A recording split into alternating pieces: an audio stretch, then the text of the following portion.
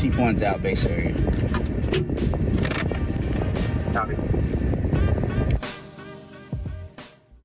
Welcome back to the Call Sign Chief One podcast, where we explore leadership through experiences, through reflection, and the lessons that shape how we as leaders serve other people. In every profession, especially like the fire service, there are people who not only do the job well, but who actually dedicate themselves to making the entire profession better for those who come after them. And today's guest is one of those people. Chief Master Sergeant retired Alton Robinson has spent more than 3 decades in the United States Air Force Fire and Emergency Services, serving around the world in operational leadership and strategic roles. From his early days as a young firefighter to leading at the highest levels of the profession, his career has been built on developing people, on strengthening standards, and ensuring the next generation of firefighters is prepared for the responsibility that they carry. Today, he serves as the Department of Defense Fire and Emergency Services Certification Program Manager at the Air Force Civil Engineer Center, helping shape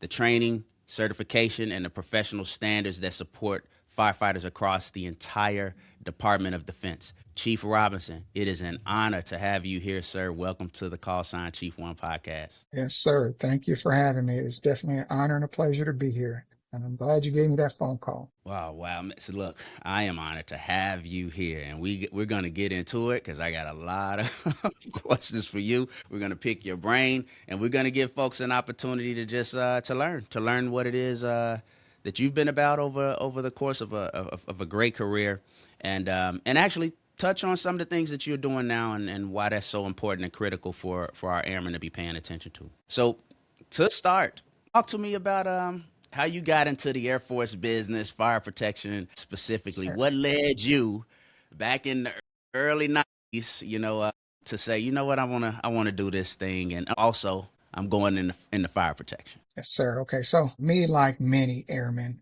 my start wasn't determined right off. As a high school student and an athlete, I had opportunities to go off to college in either track or basketball. But at the time, the discipline wasn't there. We all started out rough. I needed some guidance, some discipline. So I knew college probably would have been a train wreck for me. So the next option was the military. And when I started looking at the different services, the Air Force just seemed like the only fit for me. I didn't start out wanting to go into fire protection. I actually started out trying to get into ATC, air traffic control. That didn't work out for me. So, down in MEPS, they give you them options. They're like, all right, you got fire protection, you got security forces. I was like, nah, it's got to be fire protection. I was like, it couldn't do the security forces route. So it was fire protection for me. And I'll tell you, that definitely best decision I ever made. And, I still harp on probably best career in the Air Force on the enlisted side.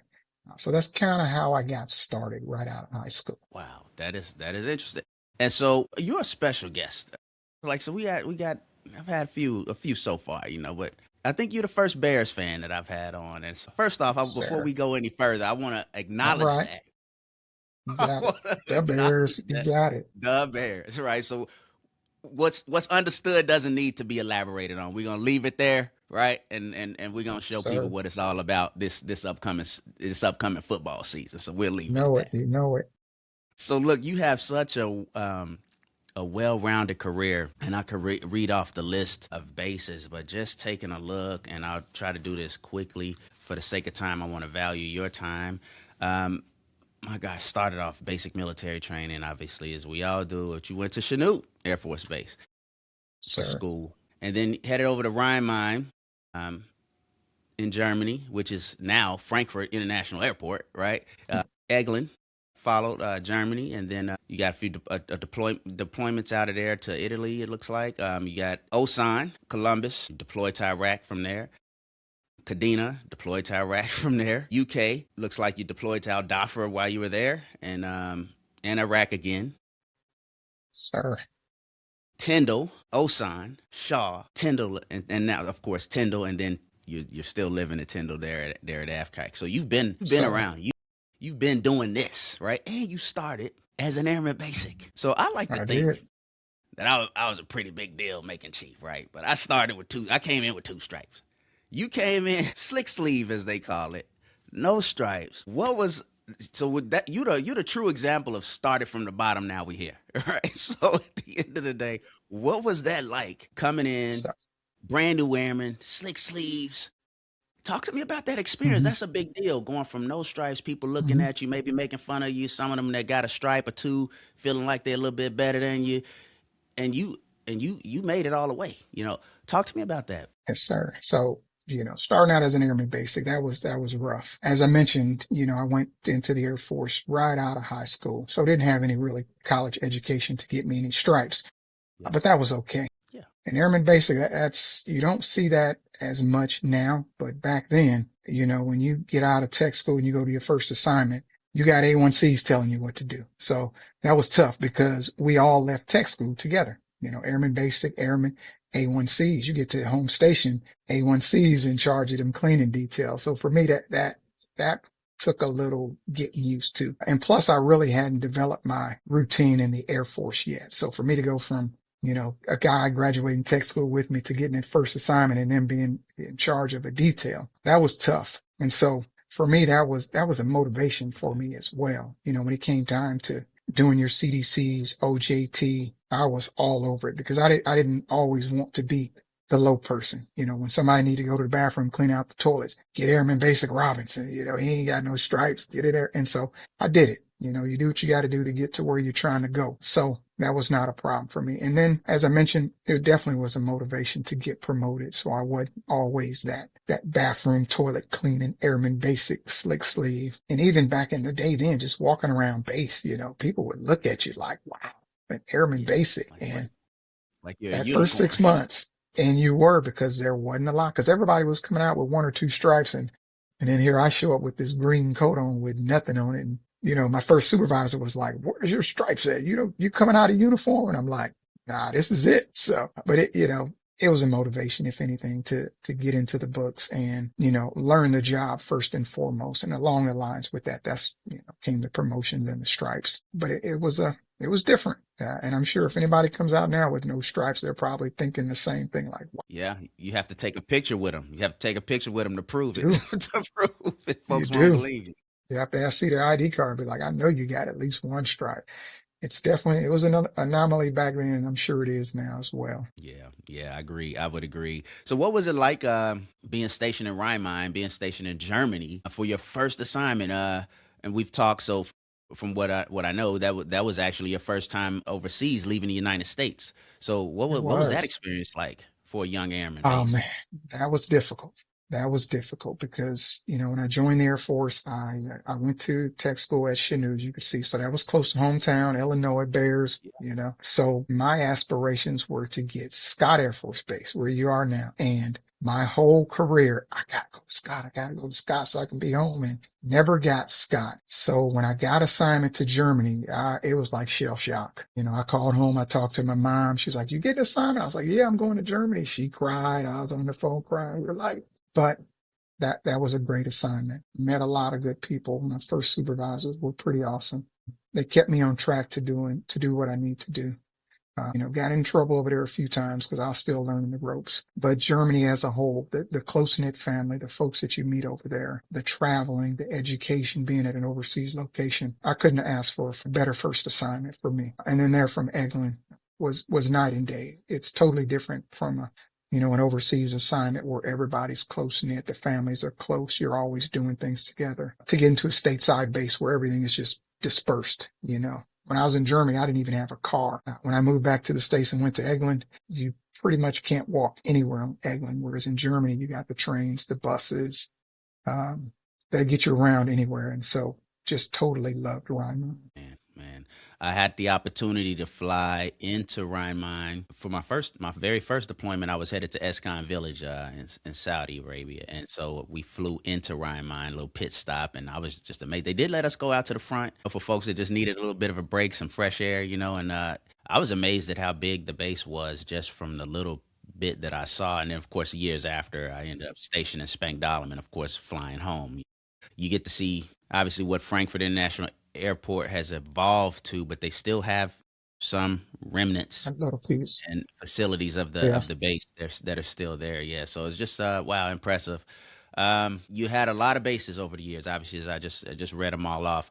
A lot of different cultures, a lot of different places. How did being at all of those different bases help shape your leadership philosophy Right. So and and deployments? Because you almost deployed at least once every place you've been. I did. I thought they were picking on me for a minute because every time I'd get an assignment to a new base, I was put on the deployment cycle that went out the window like the first 6 months. I was like, all right, what's going on here?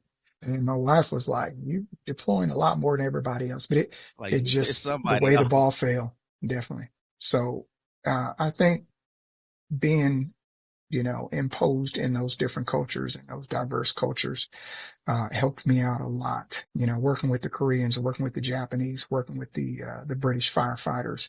It teaches you a lot of different leadership styles and how to manage people because it's different everywhere you go. The Japanese are really traditional. They're really patient people and you really have to be sensitive to their needs when you're asking them to do things. Where on the other hand, I thought the Brits were more, to me, more Hmm. like Americans. You could be Yeah. forceful with them and say, hey, we need to get this done today, right now. Whereas if you're delivering this to a Japanese or Korean firefighter, you got to kind of serve it up a little bit differently and still get the job and the mission done. So for me, that definitely helped me out too.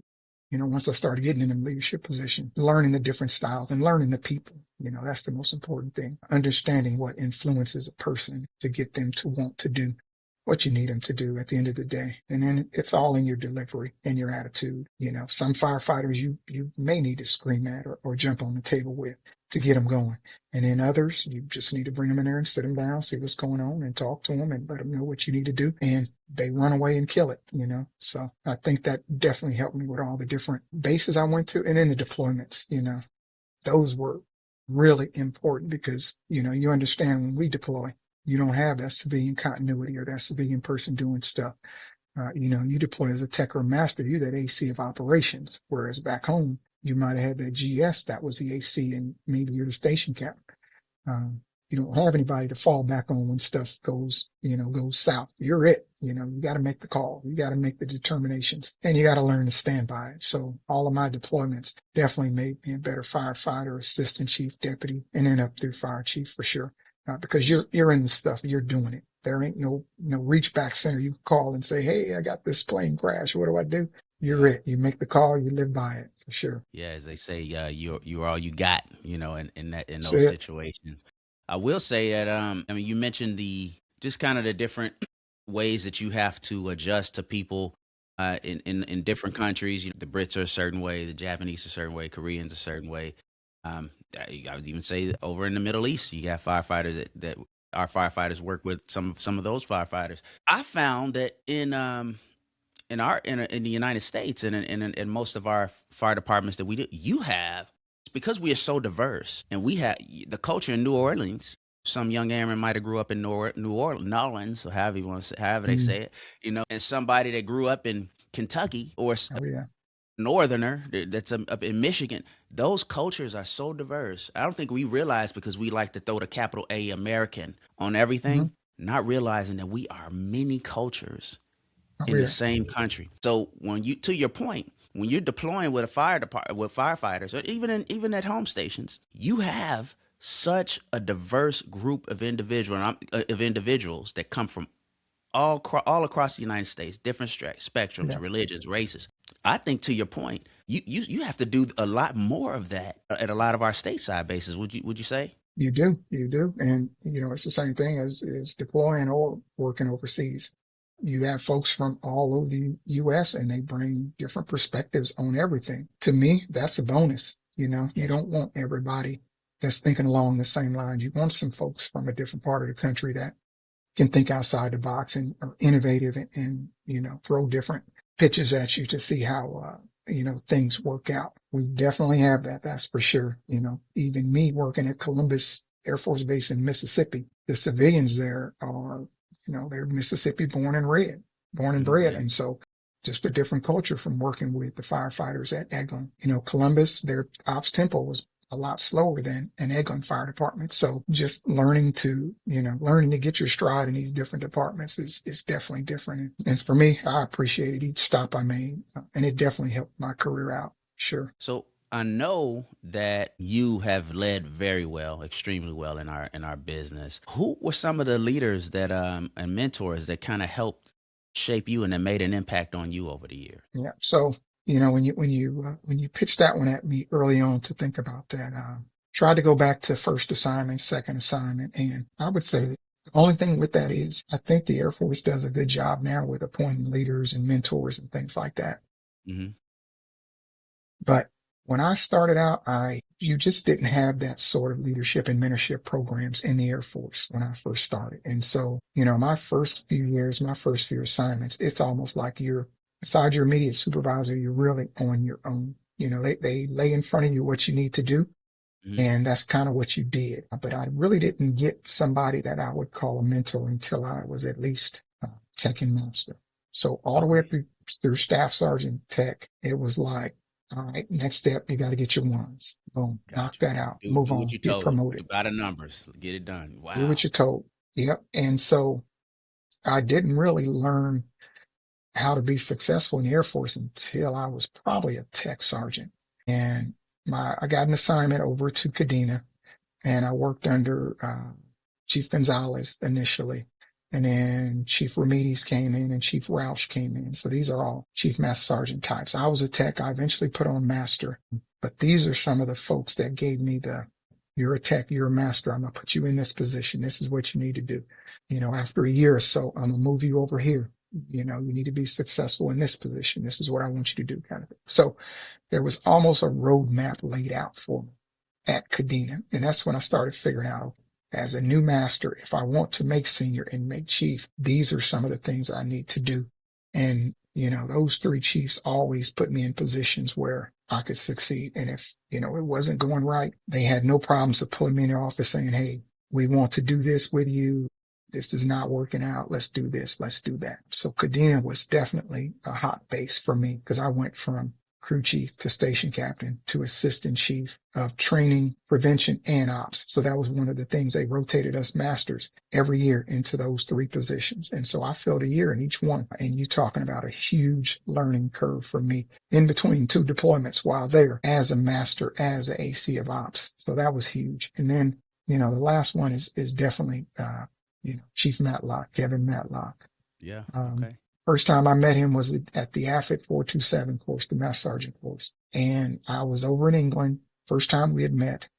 I had a line number for senior, and he pulled me aside and was like, hey, I see you're in the window to return from overseas. Would you want to come to, at the time, AFCISA? And so, who wouldn't want to come to Florida?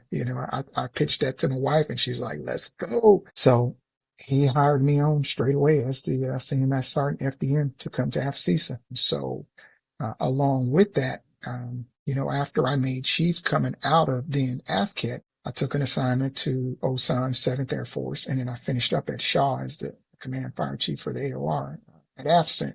But when I retired, Chief Matlock was the first person to reach out to me and say, hey, we got this position open. I think at the time, John Smith had went overseas. He was like, it's temporary for right now, but we need to fill it. 3 years, 4 years, 5 years. And I was like, I was doing a contract job over at emergency management, but I was like, oh yeah, I'd love to do that. So here again, he called me up, was like, hey, we got this position. If you want it, it's yours, apply for it. And sure enough, I got the current position that I'm in. Eventually went from a temporary position to a full-time position and passing 7 years now. But without me meeting him at AFIT and him having the faith in me being able to do not only the FDM job, but then coming back in as a civilian to lead the DoD certification program, I wouldn't be where I'm at today. So, always knowing people and people knowing your work ethic. And that final one, Chief Matlock, we were always super close. And anytime something came up, I have to think he called me first. So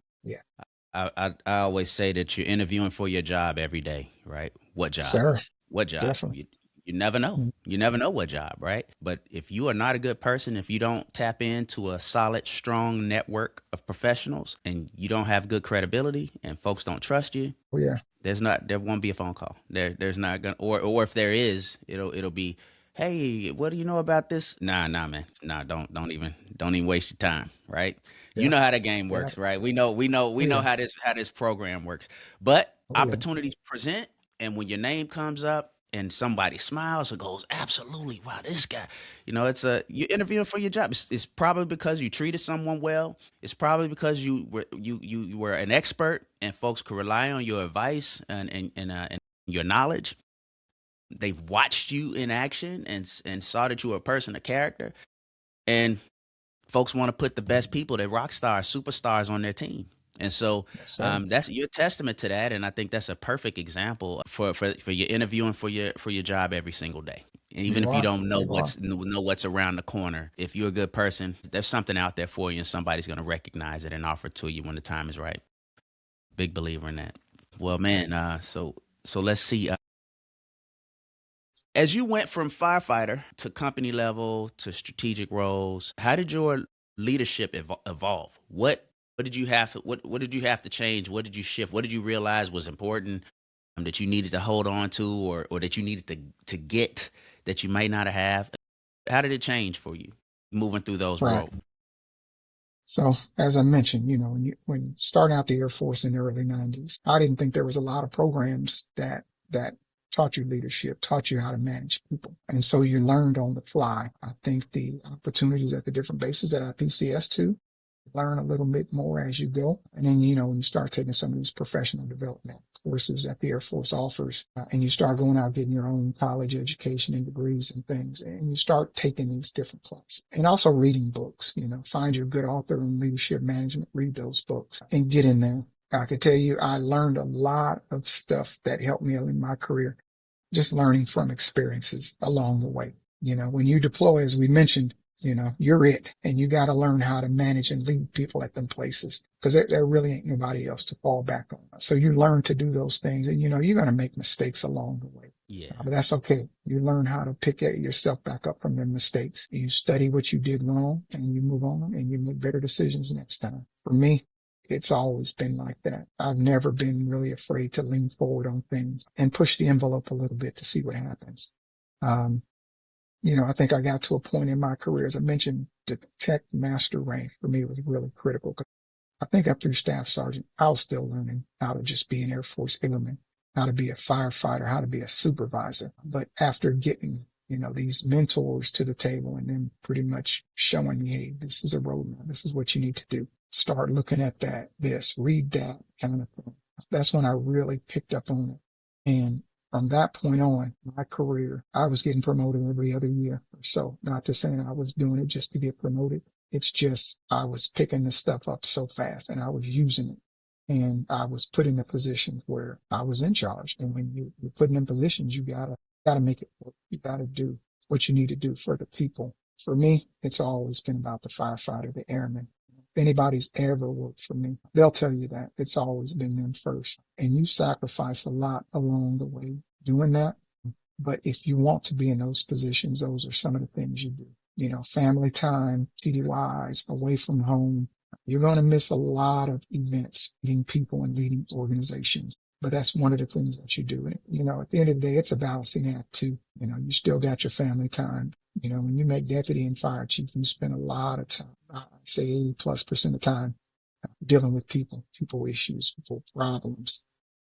You know, if you want to go there, that's what you got to do. And a lot of folks, you know, they want those positions, but they don't want to deal with the problems or the issues that come along with it, head on. And so we see that today. Don't do it because you want to get the stripes and you to be a senior or a chief. If you're not there for the love of people and the folks that work for you, definitely not the job for you. And I'll tell you, when I made chief, folks would ask me, hey, what'd you have to do to make chief? And, this and that. And to me, there's no magic pill for it. It's just all about leading and managing people. If you look at any of my awards packages, PCS Mhm. packages, Yeah. it's full of leading teams, winning awards as teams kind of thing. And that pushes you above the rest when it comes. Yeah, I agree. I do agree. Yeah, thanks for that perspective. So you mentioned making mistakes and then you learning from those mistakes. We got some of our folks that really take making mistakes hard. And I want to be clear Yeah. here. When we say when I say mistakes, and I'm taking a page out of one of my mentors, my first guest, Chief Lean's book. There's a difference between a mistake and a crime, right? I knock over Yes. I knock over a bookshelf accidentally trying to move something around and the whole bookshelf Hmm. falls down. Oh, I made a mistake. I was trying to do the Yeah. right thing, made a misstep, and now I got to clean up this mess. But you can clean up that mess, you likely don't lose your career, right? Maybe you make a Oh decision yeah. that's not that in hindsight maybe wasn't the right decision in hindsight. But at the time when you made the decision, it was the one you made. You gotta make one. But in Yep. hindsight, now you got a lot of people coming at you and saying and questioning your judgment. Crime is completely different. Yeah. It's something that Yeah. you know, and I know a lot of folks like to say, "Oh, well, he made a mistake, man. He just made a mistake." Not that he committed a crime, right? Yeah. And that's why he's getting kicked Yeah. out of the Yeah. Air For Force sure. or going to Leavenworth, right? So there's a difference. So not Oh trying yeah. to confuse those two. Specifically talking leadership and our young NCOs and airmen and senior NCOs that are out there trying to get after it. This is also going to apply to our young officers and our officers out there too. We got folks that beat themselves up badly, right? And Yeah. sometimes the leader Yeah. is saying, "It's okay, man. Let it go." But they still hold on to it, right? And still, are trying to figure out how to kind of work through or past that mistake. Do you have any advice for folks that just have a hard time letting it go and moving on? Right. Right. So, you know, and I'm sure you can attest to the same sort of stories. We all make mistakes. I could tell you my first 2 years in Germany, loved Germany, but was just riddled with mistake after mistake. And, as I mentioned, I hadn't gotten into my airmanship stride yet. So I was all over the place and I made mistakes. Uh, to be honest about it, I didn't really have folks back then that pulled me aside and said, "Hey, you need to straighten up and fly right." I'd say the only, survival for me early on was PCS into Eglin and getting more stern supervisors that were like, "Hey, either this light comes on or the Air Force ain't for you." And then you start to realize, okay, I need to learn what's going on here and do what's right. As you mentioned, crime is a crime. There's really no justification for it. You're guilty of. Yeah. That's totally different than a mistake. We all make mistakes. You learn from that mistake and you push on. And like I mentioned, I made a lot of mistakes, but I learned from them. And so you don't make that mistake over again. You know what I mean? Yeah. True. Say if you fail a CDC, I see that all the time. And, us as competitive firefighters and airmen, we beat ourselves up over that.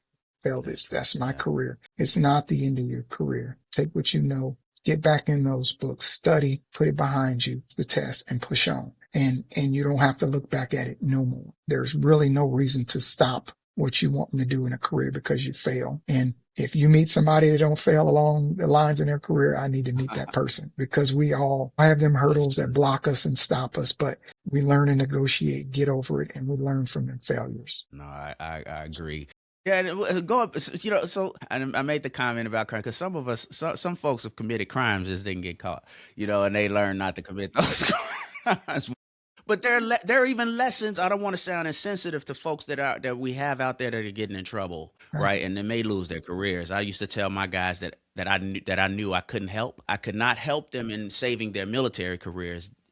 The decisions that they made, there was nothing that I could do. But I did try to help by letting them know, hey, look, this part of the chapter is closed, right? But that doesn't mean that it's the end for you. Just Mm-hmm. make better decisions and you can go on to have a phenomenal life, right? It's just about the decision.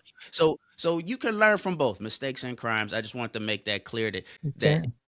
mistakes are recoverable. Sometimes crimes are not when it Right. comes to career, right? But Right. but you can still learn from those two. But just my advice to our Mm-hmm. folks out there: don't commit crimes. Right. Mistakes mistakes we can help you with through. Crimes we don't always have the ability to keep you safe from those. Yeah, but what so today, today you oversee the DoD Fire Emergency Services certification program. So for people who may not understand, because we all know what we hear AFCAC, right? Back when we were growing up, it was AFCISA, Right. See. But for people who might not understand the impact of what it is that you do, can you explain why certification and training standards are so critical? And specifically, like we got young guys out there that are taking their training seriously, and it is what it is. This is life. We're humans, right? And there's some folks that out there that are not really taking it serious. But Right. as fire chiefs, you and I know that we're in charge of that program. We have an assistant chief of training that takes care of it, but we have our signature goes on that certification package It before does. it comes up to you. But a lot of the times our guys are getting after it. They don't really always know what goes into it. Mm-hmm. The accreditation piece, making sure the Right. T's are crossed. And there's so much more to it than our folks who are in the field understand. And would you be able to just peel back the onion a little bit, whatever it is that you can share on the impact of what it is that you guys do there? I sure can. As a matter of fact, I definitely enjoy talking about training and certifications from Yeah. it. And, for us, we're at the Air Force Civil Engineer Center. We're an Air Force agency. But the program that I lead it's a DoD program. So we cover down over all the services, and a bunch of federal agencies use our courses. And, my job is to ensure that folks are getting credible training, credible testing, credible skills evaluations. And that's the reason we're able to issue these professional firefighter certifications, which, you can take our certifications and go to another state. And if they're an accredited agency with IFSAC or Pro Board, you should be able to walk right on and say, hey, we want to hire you as firefighter so-and-so. That's the important part of the program from a strategic level. And the reason I take it so seriously is because of that. If there's any crack in the program, if SAC and Pro Board can come in and say, hey, you guys are not doing this according to our bylaws and constitutions. So for me, the training and the testing is so important. Anytime I'm out, I'm always harping on, or, talking with the fire chiefs and the training chiefs and letting them know, hey, we got to always do this on the up and up. No chances whatsoever. Our testing has always got to be secured. No way for anybody to get this thing, especially with the age of technology now, which is really Yeah. important because, somebody get our test, and next thing you know, that thing's on the web and everybody in the world Yeah. got it. And then the test is compromised. And what that means is, say if it's a fire officer too, if that test ever gets compromised, anybody that has that before that, they're looking at, okay, did they get a copy of the test prior to? Is their fire officer too valid? So that's the stuff that keeps us, I would say worried day to day. The rest of the, for the folks that don't know, we're at the Air Force Civil Engineer Center, as you mentioned. Hmm. We're more of a strategic level for the Air Force because our folks here, we run a lot of the major central programs for the Air Force, vehicles, FTFs, things like that from a headquarters sort of level. And then we also have reach back capabilities to where folks in the field have a problem with something. They can call us, they can email us. We're always there for folks to support. But me, training and certifications, that's my day in and day out. And, I have some folks that work underneath me and we all take this job every day seriously. And I truly believe everybody out there that uses our program and supports our program understands this thing. And I know they do since I took the position because I'm always reminding folks, hey, this is a dual accredited program. We're the largest agency amongst IFSAC and Pro Board. We issue more, professional firefighter certifications than any agency on an annual basis. They take it serious and we take it serious. And, we like to keep those titles, but we like to keep those titles with all of them understanding that we have an accreditable certification program. No ifs, ands, or buts whatsoever. I love it. I love it. And hey, that keeps us all moving forward. Keeps Does. us. That's a testament to our professionalism, right? And so when we say we're professionals, but we can't cross the T's, dot the I's, do what we say we're going to do, be about what we say we're going to be about. That you don't have a professional, you don't have trust, Oh, right? In the program, credibility, right? All of these things that we talk in leadership, right? That's for this program. We need those. The same things apply. It applies to the person. It applies to the programs. It applies to the policies. So I appreciate it. Thank you for that and for sharing that. What would you say? Because you served, like we said, started from the bottom. Now we're here. I mean, you're at the top of training for the DoD, fire training, right? And so at the end of the day, but you started as an Airman Basic, being told, "Hey, this is how you do it," right? What would be your yeah, advice to a young airman to kind of help them take their training more right. seriously, or to be the most successful version of themselves that they can be when it comes to training? So, yep. Great question. So, and this is coming from me. This is what really helped me out. And, being a firefighter, as I mentioned, it's a competitive job. If you go into any department, you got firefighters that are, three, four, five of them that are in 5-level upgrade training. And so they're all vying for, say, that driver operator position. We need one pumper driver. We got 4 candidates. Who's it going to be?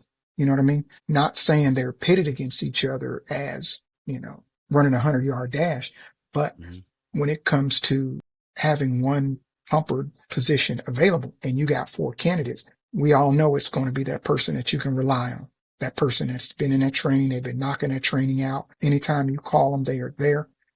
More than likely, they're going to get that position. And then that's crew chief, that's station captain, that's assistant chief. And so for me, coming up through the ranks, I always wanted to know what was next for me. If I'm a firefighter and I'm doing my pumper CDCs, I'm knocking them out. I'm getting through them. I'm studying. I'm reading. I'm always asking, hey, can you take me out to driver's training? So when that position does come open and I'm one of 4, you know, it almost made the selection easy from the AC. Airman Robinson's been killing it. He did this and did that and put him on the pump. And then that just sets you up for where you're trying to go next. If you want to be a crew chief, you're constantly learning from folks in those positions, because that's where you want to go. And not to say you're out there, you're competing with fellow firefighters, but you're not knocking them down either. As I'm coming up and I'm studying, I'm bringing, 2 and 3 along with me. Hey, man, let's go study these hydraulics together because Yeah. we're coming up through, and they see that leadership as well. So when them positions come, you're moving, but you're also bringing fellow firefighters along with you. It's not always about you every time. And you got to have goals and visions. If your goal and vision is to make it to Master Sergeant E7, I can't knock that because we need Master Sergeants and E7s in key positions. That's For right. me, once I learned and understood where I wanted to go later in my career and that roadmap was laid out for me, I knew what I wanted to do after that. I enjoyed leading people. I thought people appreciated me as their leader. And so once I made master, I knew I was going on to chief no matter what. And probably like you and a lot of fellow chiefs, I spent more years as a chief than any other rank, because every other rank I was 2 years and out, 3 Right. years Yeah. and out. Whereas when I made chief right about 20 years and stayed till 27, I was almost a chief for almost 7 years, where you don't stay in another rank that long at all. Right. True. Yeah. That's true. But once I figured out where I wanted to go, and I had the roadmap laid out, it was on, you know what I mean? Yeah. I was that go-to person. Anytime somebody called, the chief called, hey, I need you to deploy again, after being back 6 months in an FJ position. I was like, okay, I called Michelle up. I was like, hey, I'm deploying in another 6 months to the same location. She was like, do what you got to do. But we had already laid out them plans and them goals. My goal was to go here, and anything along the way that I needed to do to support the department and any other tasking, I was there. There was no question Yeah. asked, And, as I mentioned before, you sacrifice a lot along the way, but it pays off in the end for sure. It definitely Yeah. does. Absolutely. So you've seen a lot of leaders, right? You've seen folks who've maybe done it well. You've seen some who probably you can look back on and go, no, I'm not gonna be like this person. What do you think the best leaders consistently do well, in your Yeah. opinion? Right? What do you think? What have you seen from the best leaders? I would say the best ones that I've dealt with and put me in key positions, they're always concerned about what you need. What do you need to be successful? How can I help you? Always. If I'm sitting in my office, say as the deputy chief walk by, hey, what's going on? What do you need? Need my help on anything? Those are the type of leaders that made me successful. And I think those are the type that are important for folks. They're just truly care about the people underneath them. And to show that you truly care about a person, you're always asking them questions. You're concerned. Hey, how's the family? They know your wife's first name. How's Michelle? How's the kids? Those are the folks that I've worked for that made me feel appreciated and put me in the positions to be successful. And you have to be, if you want your folks to work for you willingly and willfully and get the job done and get the mission done, ultimately, it's much easier to do that when they care for you as well. They understand your position and your leadership, and they know you care about them as well. Person knows you care about them and their family and their kids. They're going to do whatever they need to do for you. And so leaders like that, those are huge for sure. Yeah, I love it. I love it. Back to that taking care of people, right? We're in the people business, and so yeah, so it doesn't surprise me that That would be your answer. We have been on the same page a lot of times when we've talked about some things. I think the first time I met you, it was at Joint Base Andrews. You did a visit. I had heard about you, but I had just never had the opportunity to work with you or meet you. And then one day you show up at Andrews. I'm a senior master sergeant, I believe at the time. I was the deputy, and you came for a visit. And of course, like most deputies, we were responsible for trying to manage the manpower, but also because we had a civilian fire chief, I was the senior military member in the department. So all of the, hey, the discipline and trying to Oh, yeah. inspire and motivate, tell you guys the right things to do, that was me preaching, just preaching, Hmm. preaching, preaching. And I had a good crew and group of airmen that were starting to buy in, but you still had, and I think that's going to be the dynamic in most departments. You're going to have some folks that are like, man, we don't want to really hear what you're talking about. And then Chief Robinson comes to visit. So I'm like, I get to meet him, number one. But Chief, would you mind, having a quick chat with my guys, and you agreed to do it. So we got everybody, all the military, and we offered it up to civilians to come in, and I think they were starting to ask you questions about, oh, do I really need to do all this volunteering and this and that, Yeah. and so and you, in a nice, calm way, you pretty much checked every box that I had been telling them, right? And they were hanging on every word, right? Hanging on every word. Someone was taking taking Mhm. notes, and I was like, this is the same stuff I've been talking about, right? It's kind of like my wife. It's like me and the wife, right? My wife's gonna see this. Don't beat me up, babe. But I gotta tell this. I could tell her something. She'll say that this is her. Switch the roles here, but I could tell her something all day long, and then later she hear it from somebody else or see it online. Oh, did you know that? I'm like, I just literally told you that the other day. Now she'll tell you the opposite. She'll say it was her, and I'm the one that. But at the end Oh, of the yeah. day, that was the vibe, right? I've been telling y'all this over and over and over again. Chief Robinson comes in and he says it, and y'all taking notes, and now you believe it. Oh, yeah. Why is that, Chief? What is it about that Yeah. about us that, and maybe it's the rank. I was a senior master sergeant. They heard it from a chief. Maybe I'm the guy that's familiar that they know, right? And you the guy that they don't know, and they have to. Maybe it's just an additional source validating. I don't know. What is it about people? You the training guy, right? So I need your help on this. What is it about people that makes us not want to listen? You know, to what to maybe what sound advice, but then when that person comes along and cosigns, it's like, okay, all right, Oh, yeah. I'm with it. You know what? I definitely think it's that validation piece where you got a secondary person coming in from the outside and pretty much validating everything that you said. And, when the airmen are sitting there and I'm validating what you already said, that's when that light comes on. It's like, okay, I got it from a second source. It's almost, you're doing a term paper and you go grab 2, 3 sources. So now they're like, okay, this is the second person that said it. Maybe it's making sense now. Let me take notes and take word. But I do remember that occurrence. And at the time I was traveling a lot and I truly enjoy sitting down and talking to people about my career and some of the, mistakes I made and some of the good decisions I made along the way. And I can tell you, as a deputy chief, that was probably the hardest position in the fire department for me Yeah, I agree. because, as AC of ops, you're dealing with personnel on one shift. When you get to the deputy, you're in almost an administrative role because you don't respond out a lot on scenes and you're dealing with personnel issues from both shifts, from admin. You're the person that if somebody gets in trouble and they need to go see the commander, it's the Yeah, deputy. You're that's doing true. everything under the umbrella of HR for the department. And so they see you in that position as, the deputy. If I got to go see the deputy, you're in trouble. A lot of times the deputy is the last one you go see because the chief is doing more things on the operational side and in top cover for the fire department overall. But the deputy, oh yeah, you the man. If you got to go see the deputy, you're going to see the commander. There's going to be some paperwork. And so sometimes, when you're trying to tell them other things aside from that sort of stuff, they don't take it as serious up front, you know.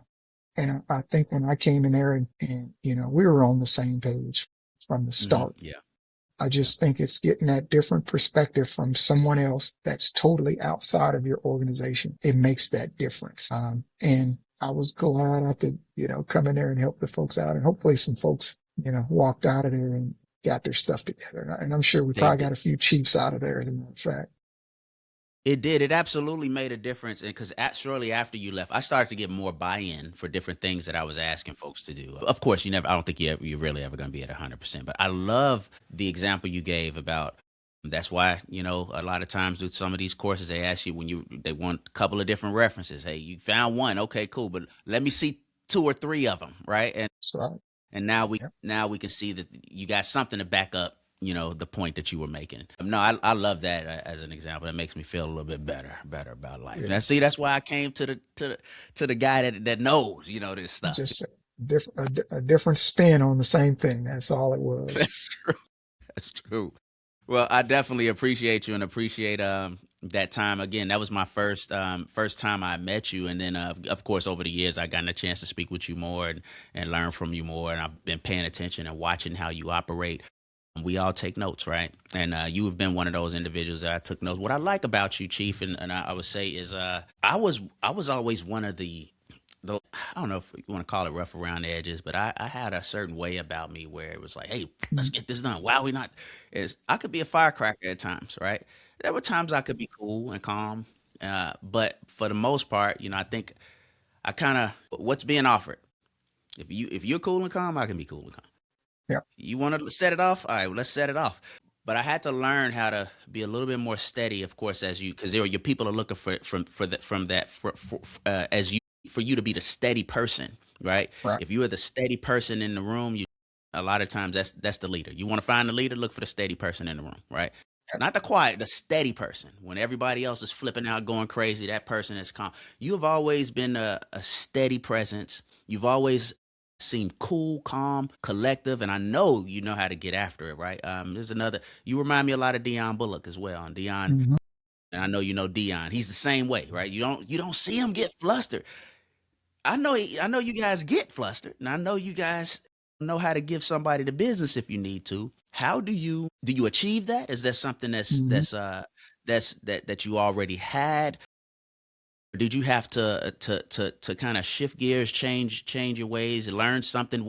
Talk to leaders out there about what it is that they may need to do. And I'm not saying, hey, change who you are. If you're a leader and you got a certain personality type, Yep. be true to yourself. But I do think that there's something to be said about us being a steady presence and being a calm voice. To be perfectly honest, at a senior level, that is valued by senior leaders, right? Especially commanders. They value the steady presence because they're going to have to make a tough call and a tough decision. If you're the one advising them and you're giving them steady advice and you're remaining calm, it makes them more comfortable with making the decision. But if you're flipping out and panicking, you're probably not going to be the one that they're going to listen to. I don't know. What are your So, thoughts on that? Can you share kind of how you yep, how you how you achieve that and attain that? I will. I will. So for me, I've always been a calm person, and that's okay. I could tell you that was somewhat detrimental in my career when you start getting into leadership positions because in the fire service, some situations you can't always be calm. So I had to learn how to turn it up some. You know what I mean? Uh, my thing was my leadership style is totally different from leading folks in the fire station to leading folks on the fire ground. So in the fire station, I'm as calm as can be. Hey, we need to get this done. This is a schedule, so on and so forth. When we respond on them trucks and we're out on the emergency scene, that's totally different leadership. If you're the AC of ops, you're given directions. There's not a lot of two-way communication feedback. Rescue, I need you to do this. Engine, I need you to do that. And that is a totally different mindset for me. If something ain't going right, you got to make decisions. You got to live with those. You got to be real pointed towards what you tell folks when they're on the fire ground. So there's no misunderstanding in this, back in the station, you can talk about it, come on in and shut the door. Let's talk about it. Fire ground. Nope. This is what we're doing. This is how it's going to be done. So that's the part that took a little work for me because I've always been a calm head. I could respond to full on fire and it would never get my pressure up because I'm always thinking what could happen next? What could happen next? I've got the checklist out. I'm thinking about which crews I got. I'm thinking about the personnel that I have on duty and their capabilities. So, in them situations, you have to be calm. You can't be the one to panic. You know what I mean? My thing was, when my crews are responding and they're going to a real fire, they're hyped up. They're pumped up. They don't want to hear nobody on the radio that's all wired up and all over the place, right? Yeah, They want that's that true. person on the radio with that calm voice. Engine 7, this is Steve 2. I need you to catch that first hydrant, lay in. They need that to calm them down, because if not, it's just, you're a recipe for disaster. If everybody on scene is freaking panicking, nobody's thinking, nobody's making the right decisions. And so for me, it was almost like a switch. When I'm in the station, I'm the most calm, laid back. I'm going to listen to you. We're going to work it out. We're going to get the mission done no matter what. But there's a little more leniency. When that alarm goes off and we're out the station, that's a different story. And I think people appreciate that. And I always tell folks that, my crews, if we respond out, this is how it's going to go. If I'm the AC, if I establish command, I'm the incident commander, this is the way it's going to go. That way there wasn't no misunderstanding. I love it. That's great. That's a great perspective as well. I think I have time for. It looks like we're coming up on Okay. our limit. All right. I got time for one more question though. Hopefully, let's see. If you could go back to 1991, Oof, that's rough around the edges as well back then. high top fades and all, Oh man. the Z Yeah. Cavaricis, all, yeah. So if you could go back to 1991, what would you say to Airman Basic Robinson that you feel he would need to know that he can't see right now? Right. Well, I always say there's nothing now that I would really change along the way, because it's kind of shaped me to who I am today. But there's probably a ton of little things along the way that I probably could have did differently. As an Airman Basic getting to Germany, just turned 19. If you've ever been to Germany in the early, it's the wild, Yeah, wild west when it yeah, comes that's what I to, heard. Yeah, the clubbing and all the other influential things in yeah, Germany. And so it pulled me right on in, yep, went through some things and I survived. You know what I mean? yeah, We talked about learning from your mistakes and moving on. Those are the things that shaped me along the way. And so I wouldn't take them back, but I would definitely tell a young airman, don't put yourself in them situations, because yeah. There it is. everything that got me in a jam, I did it myself. You know what I Yeah, mean? I hear you. Situational stuff. I could have easily said, nah, I'm not going. I'm not going to stay out till 2 a.m. and show up at roll call just a mess, you know, Oh but yeah. And I did why that I'm for laughing? I'm myself. laughing because I'm Oh laughing yes. because I've been there. Yeah, Yeah. 100%. Yeah, Oh yeah. I know what you're saying. If you have the time to make that decision, the right decision, definitely go with the right decision. And I know sometimes it's hard when the influences around you are pulling you in. A lot of the things that I got into, the issues that I had early on, were all self-inflicted. If I could go back, would I change those? Yes, would probably be the right answer. But those things and those incidents and those comebacks made me who I am today. So, is what it is, right? I love it. No, I love it. I thank you for that answer. So Sir. look, I believe that as a former fire chief, that if we're not preparing through training, then we're actually preparing to fail. I'm not sure if you believe in that wholeheartedly or not, or if that sounds if that jives. But from where you sit, I think that applies also to what it is that you and your team does there. You guys are preparing us for so many different things. Yeah.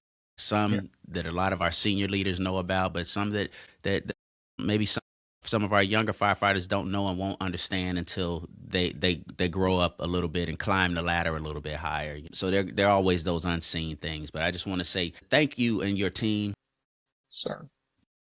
for all of the things that you guys do to keep all of us, Air Force and all of the other branches, tracking and and on mission and on task and well trained. Thank you for preparing us and for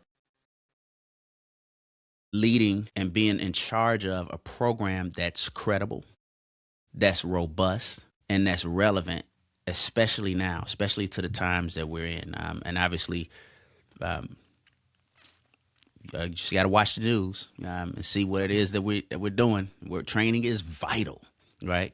Because there will come a time when you're going to be called on and you're going to have to act. So I definitely took it serious when I was in charge of departments, and I know you guys take it serious there. I just want to say thank you for everything that you've done for our Air Force, for our country. Huge salute to you. For me Yes, personally, sir. and it Thank has you. been an absolute pleasure to have you on the podcast. I'm going to give you the last word. Yes, sir. Thank you. And you know what? Proud to serve. I appreciate you having me on your podcast there. And I'm always available to talk anything with any firefighter out there, especially my career. 'Cause it's had its bumps, but here I am today still doing it, 33 years later. You mentioned training. My philosophy has always been you train to that next level you want to be, but then you also know every aspect of the position that you're in. For example, when I was on rescue as an EMT, I wanted to know everything about any sort of call that we could get because you want to be ready. And that's what training is. You train to be ready. You don't train to respond to something and you don't know what to do. And so even as a crew chief, taking your crew out, learning facilities, learning how to pull hose, learning how to connect to the hydrant. You do it over and over and over. And we constantly train. But you don't want to get caught to where you don't know how to do that. You want it second nature. You know what I mean? Yeah. An F-16 egress. You want to know how to raise that canopy and shut Yeah. the aircraft down without having to think about it. You know what I mean? And there's acronyms and everything that we used back then. But that was my philosophy. And hopefully, that's the philosophy of the firefighters today. And, the program that I lead, that's kind of our philosophy. We want to give the firefighter everything they would need to be successful, to do their job out in the field, accomplish the mission and protect property and then protect lives, more than anything out there. And that's the reason we try to push quality products. We've innovated our online courses every year to where even this year, our fire investigator course, there's an AI mentor and scenario within the course where you walk around as a mentor and you identify stuff and you write it down and things that don't look right, but it's an interactive application for our firefighters. We just want them to be more trained, more well equipped. So as you mentioned, the things that are going on today, in today's world, they're ready. Yep. They deploy, they're ready. When you deploy, back when I was at AFCENT, you deploy, that ain't the time to be catching up on your CDCs. You're supposed to be fully trained and ready to go when you get there. You know what I mean? And so we still hope that our folks are pushing that out there. As I mentioned, I appreciate you having me. It's always a pleasure to see you and chat with you, and see you soon. Same.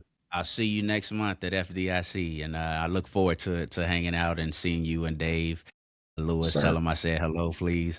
But it's been a pleasure. So thank you guys for watching. Chief, thank you for being with us. Our guest has been Chief Master Sergeant, retired, former fire chief, Alton Robinson, current Department of Defense Fire and Emergency Services Certification Program Manager at the Air Force Civil Engineer Center in Tyndall Air Force Base. Thank you, Chief, for being our guest. And you have been listening to the Call Sign Chief 1 podcast. We're talking leadership where it matters most. Take care. Chief 1's out, base area. Copy.